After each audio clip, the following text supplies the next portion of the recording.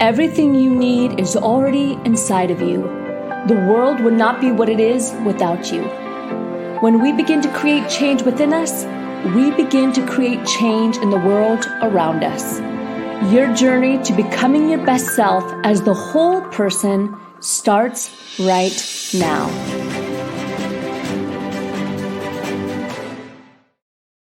Hello and welcome to our podcast. I'm Lauren Sweeney and I'm your host of the Become Your Best podcast and webinar series. We're excited that you're here today, whether you're listening live or watching us live on our Facebook page. We are excited that you decided today is the day to show up and become a little more of my best self. Today's guest is Don Joseph Goewey. Really interesting conversation we're going to have today about just becoming the best version of ourselves and not through a lot of critique. He's a consultant to the Center for Spiritual Exchange and the official archive for the works of Anthony de Mello, who died in 1987. We'll be talking a lot about the end of stress. We'll be talking about how to show up for yourself as the best version possible and how to, quote unquote, stop fixing yourself so that you can have success and avoid burnout. Well, Don, we're so excited to have you here on the podcast. Welcome, and thank you for being here. Yeah, thank you very much for having me. Absolutely. So talk with me about how you first got into this realm of leadership and confidence and expansion and sort of becoming our best versions of ourselves without fixing ourselves. Well, I actually came into this world that I'm in right now, this profession. I'm in the field of what's called psycho-spirituality. Over the last 25, 30 years, there's been a blending of psychology, of spirituality, of practical spirituality, one that's not related to religion necessarily, but to spiritual principles, and a blending of those spiritual principles and principles of psychology with neuroscience. And so it goes under the name these days of psychospirituality. And I came into it the hard way, to be honest with you. About 30 years ago, I experienced what I call my perfect storm of stress.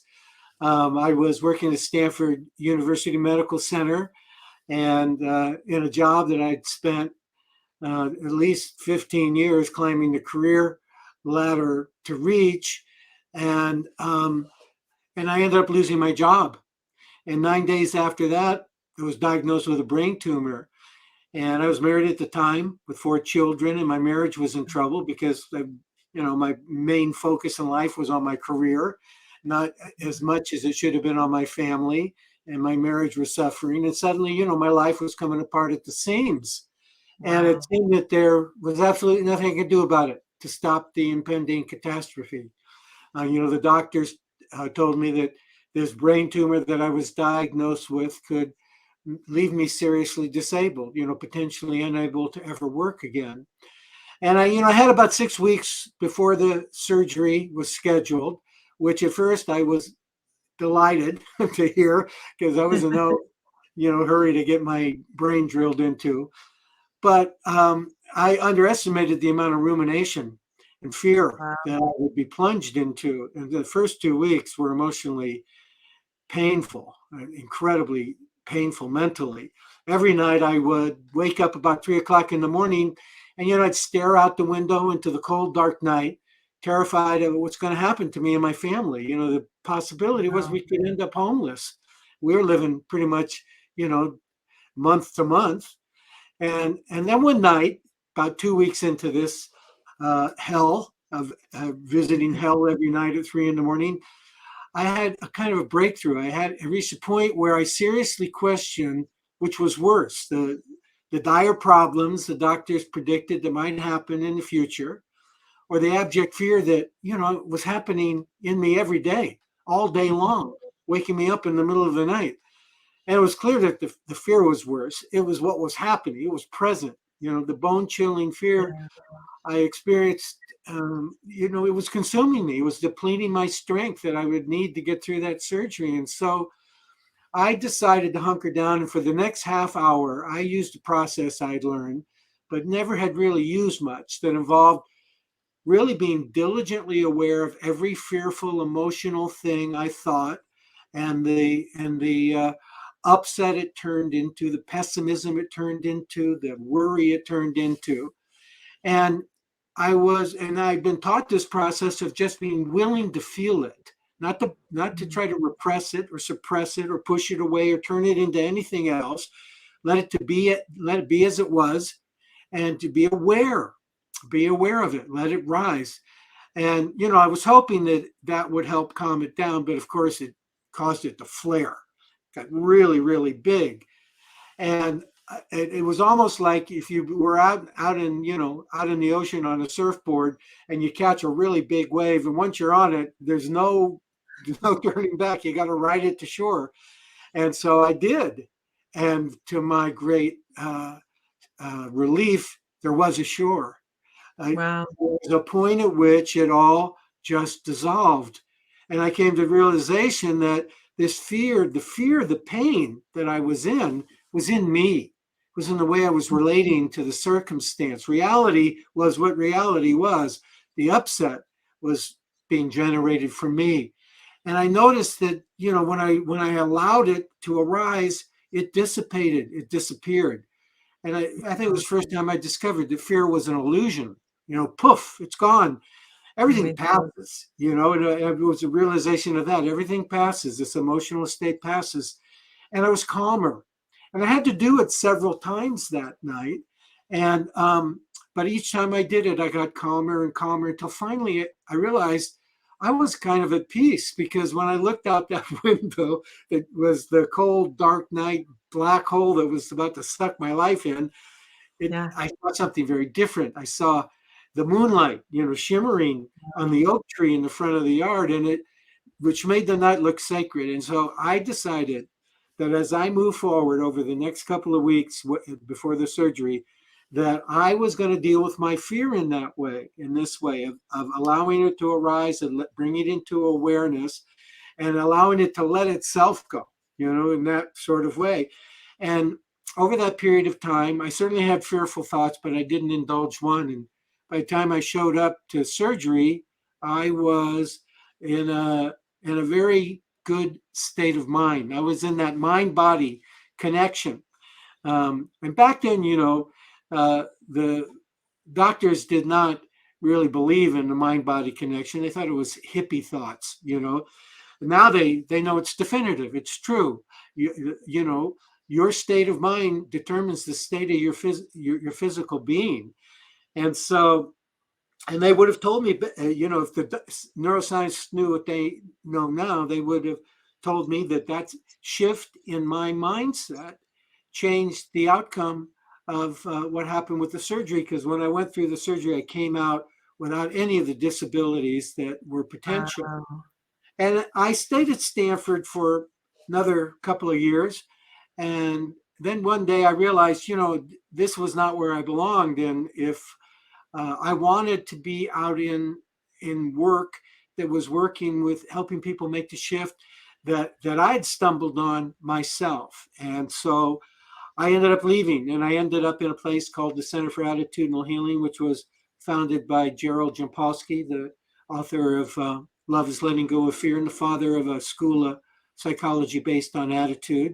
And we work with some of the most stressful situations anybody goes through. People suffering with life-threatening illnesses, people grieving the loss of somebody, parents who had lost children. We worked with prisoners in prisons serving life sentence, and the Clinton administration even sent us to Croatia and Bosnia during that genocidal war to work with refugees who were dealing with post-traumatic stress, severe post-traumatic stress. And for its work, the center was eventually awarded the Excellence in Medicine Award from the American Medical Association.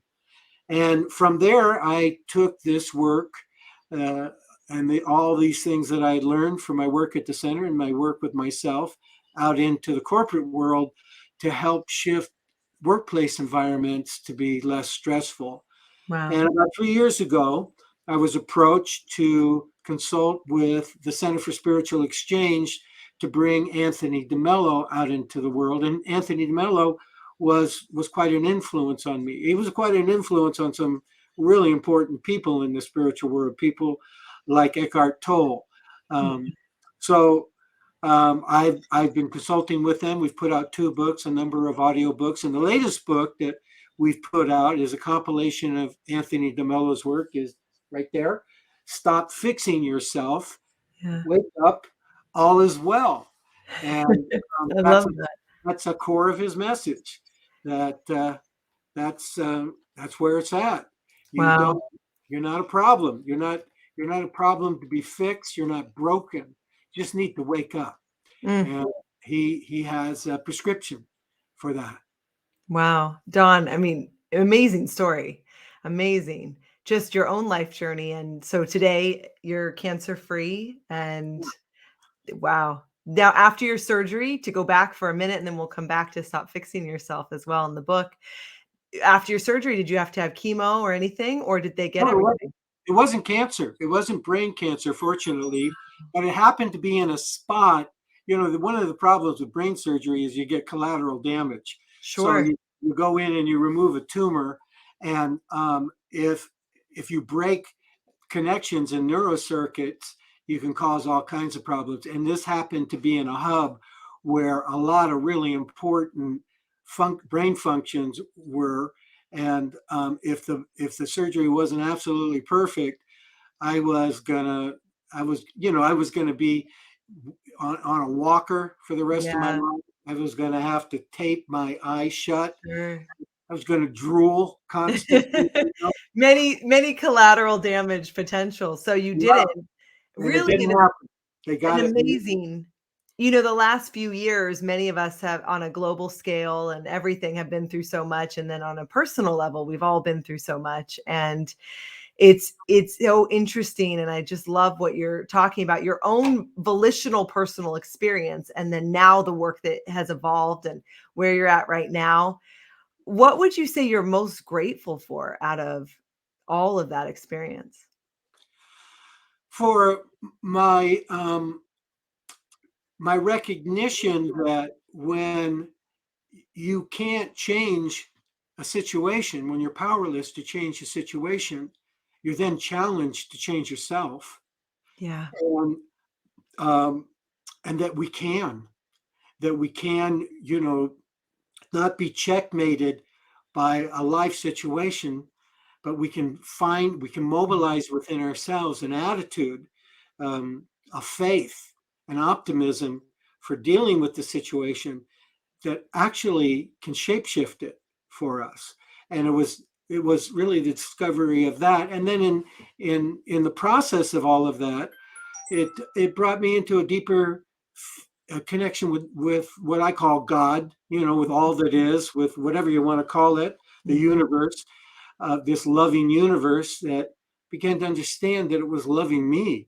I wasn't always sure of it until I went through that experience, and that there is an enormous strength in aligning myself with it, that I trust. I don't trust too much my own strength compared to it, and so God's the strength that I trust. And when I come up with a problem anywhere from I recently had a tooth problem, and I just approach it with God's the strength in which I trust, and I'm just going to go through this, leaning into that. And that experience, that personally at that level, taught me that. And then working at the Center for Attitudinal Healing, I worked with people. People used to say to me, "It must be a very depressing job to be around people who are potentially dying, or people who are grieving the loss of somebody dear to them, or prisoners serving life sentences or doing horrible things in the world. You go off to war zone where unbelievable the atrocities that were being committed." And the opposite happened to be true, because I ended up coming into connection with people, meeting people who were facing extremely dire circumstances, and had within them the resilience to mobilize a spiritual response to it.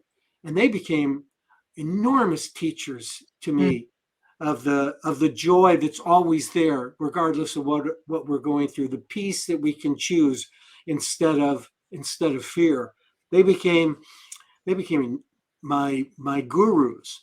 And so that so what started out with this brain tumor as a curse turned Yeah. out to be a great blessing, because it brought all that into my life. We don't always know when what looks like a bad thing has happened to us, what gold there might be in it. We just don't know. And it works the other way around. Sometimes we think we've won the lottery, and we find out that it actually brought a lot of misery. People who win the lottery, they often look back. They often, when they do research on them, they find, Yeah. they find that it's brought a lot of trouble, a lot of complexity into their life. It wasn't like the end all relief from all trouble and pain and worry. Quite the opposite. Yes.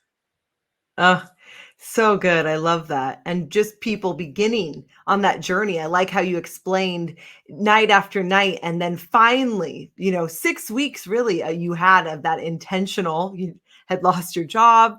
You're going into this big life event, and really the healing that you took upon yourself. I wrote that down, finding the gold in those tough situations. Talk with me now about the work you're doing and the book. And I know also, if we want to find out more about you and the D'Amelio Center, we can DeMello, find that as well. D'Amelio Center. Yes. DeMello Center. Yeah. We're here to talk about Anthony DeMello. So sorry, Anthony, for talking so much about me. But Anthony died in 1987, and the remarkable thing about him is the influence he had, and that it continued to grow after he died. His books have sold all over the world. I think it's up around 2 to 3 million copies are out there. He's still a big presence, and I think that's because he managed to see through that density that we can get stuck in, that density called ego, that density Mm, called fear, and see yeah. through it to what's on the other side of it, which he called reality. The ego, the fear, he calls illusion. And what he's pointing to is that we're intrinsically happy, we're intrinsically peaceful beings. Mm, But the truth of the matter is, it's really hard to find a completely happy person. If you look at the research, it's only about 4% of the population that can actually say, I am completely and totally happy, regardless of what happens. And the irony is that for the rest of us, the 96% of the rest of us, the irony is that we were born happy, just like the yeah. 4%. They're not, they're not special from us. That's right. Even I do yoga as a practice, and even that pose, the happy, blissful baby pose, right? It implies we're happy, right? When we're born. So the D'Amelio Center, did I The say that mellow. right? D'Amelio Center. So in Think case of you are mellow. the Mellow Center. So, in case you're listening and can't see the visual, the website is DEMELLO center.com. And of course, you can find out more about you, Dawn, and you're running that center now. And then also about, of course, the book, Stop Fixing Yourself.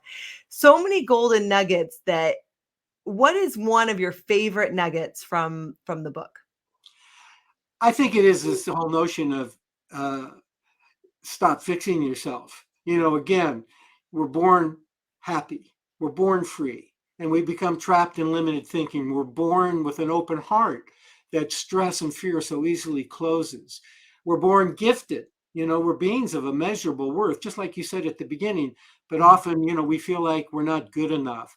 And yet, the whole time, there's this divinity of joy within us and around us, surrounding us, that would make our lives meaningful, beautiful, rich, but we become blocked from seeing it. mm, And it's not our fault that we've become blocked.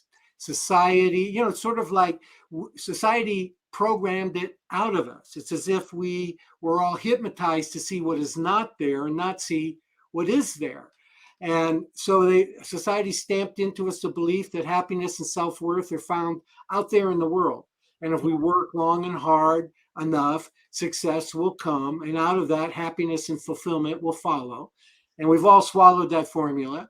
And 10 years later, we realize that success has come to whatever degree, but without fulfillment. Um, it's like that statement that success without fulfillment is the ultimate failure. It's failing at living. Well, waking up is the realization that, contrary to what society has taught us, nothing, but absolutely nothing of the world can make you happy. Success, of course, is important, but success is not the same as fulfillment. Fulfillment Exactly. doesn't come from the world. Happiness doesn't come from the world. Not the radiant happiness of a child, like you were just talking That's about, right. that's constant, that makes you smile for no reason. I often say to people, when you're around little children, watch them and be aware of the fact how much you've lost of that wonder, that feeling Mm, of joy. And ask yourself how much of that innocence, how much of that joy and happiness, pure natural happiness, is still left in me.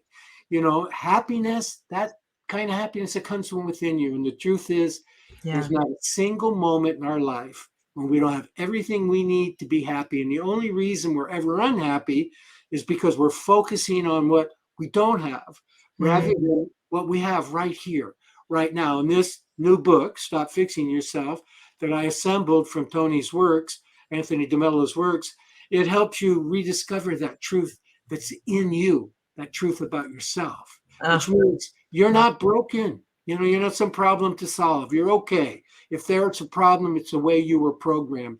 And so Anthony DeMello gives us a tool for breaking through that, and it's called the awareness approach. It's awesome. I love it. Well, definitely you can check out the website and check out the book for sure.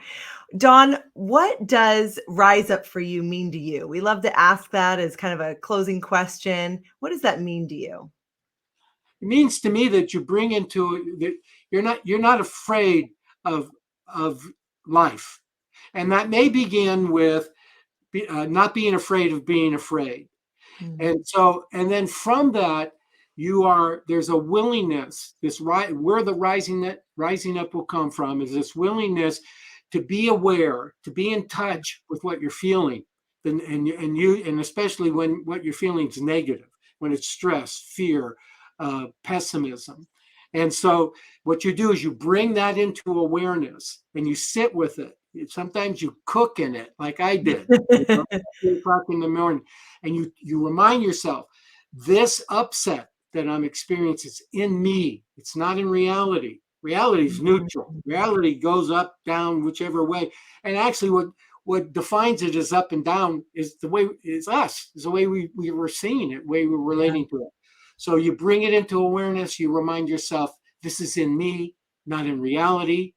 And what you will find is, like in my story, you'll find that it dissipates as Mm, you don't interfere with it, don't try to fix it. You just surrender to what you're feeling. It will dissipate and disappear, and it will deliver you to this spacious place in which, if you just relax into it and quiet your mind, what you will notice is this state of happiness, this natural state of peace, this natural state of connection will arise in and of itself, all by itself, without any effort on your part. And what you will discover is that what's rising here is your true nature, is who mm. you and what you truly are, that exists beyond all that suffering that we put ourselves through. Wow. I love that. So many good golden nuggets, Don. Thank you for being here today and for your own journey. I mean, your own journey is so related to now the work that you're doing and to the book and to the center. It's all aligned. And so thank you. Thank you for joining us today. Thank you. Absolutely.